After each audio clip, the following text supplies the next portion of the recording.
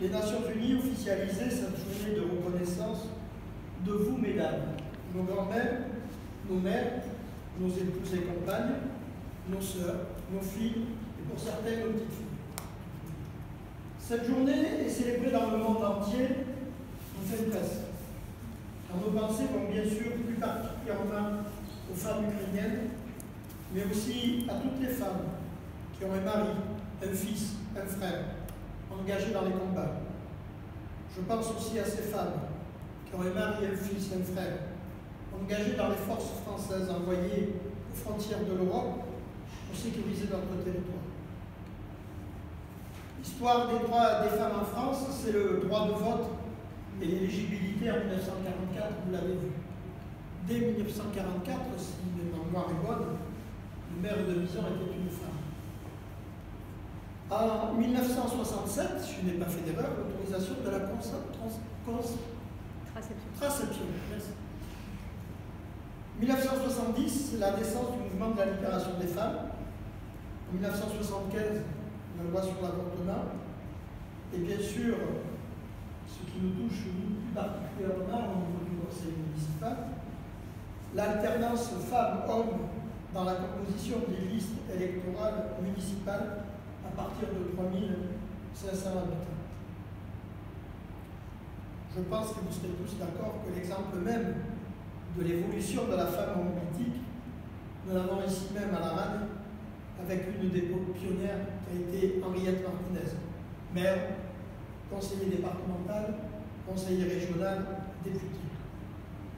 Aujourd'hui, nos cantons sont représentés par des binômes et je salue deux conseillères départementales, Anne Truffel, notre conseillère départementale, et Cathy Assot, qui est aussi ma collaboratrice, mais qui est conseillère départementale et adjointe au maire de Gand. Et puis nous avons deux députés du département qui sont des femmes, une préfète, une d'Azel. Il y a vous, mesdames, ici présentes, qui siégez au conseil municipal, toi, Martine, ma première adjointe, mais aussi toutes mes adjointes, et vous, mesdames les conseillères municipales, merci pour votre engagement à mes côtés pour la Ragne. Merci à vous, les responsables d'associations.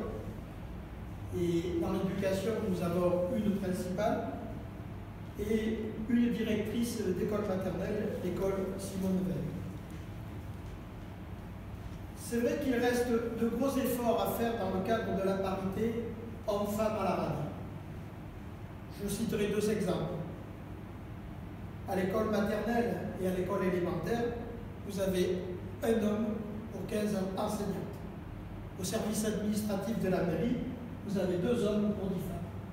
Comme de quoi, je me fais du souci quand on voit que les entreprises doivent assurer la parité homme-femme. On en est loin à la mairie, et je ne sais pas comment on va faire, ne pas avoir de sanctions financières. Aujourd'hui, donc, nous vous proposons, en partenariat avec le CIDFF 05, le centre, parce que vous a cité l'acronyme, mais on ne vous a pas dit exactement ce que c'était, c'est le Centre d'information des droits des femmes et des familles. Voilà, je regarde si je ne fais pas d'erreur.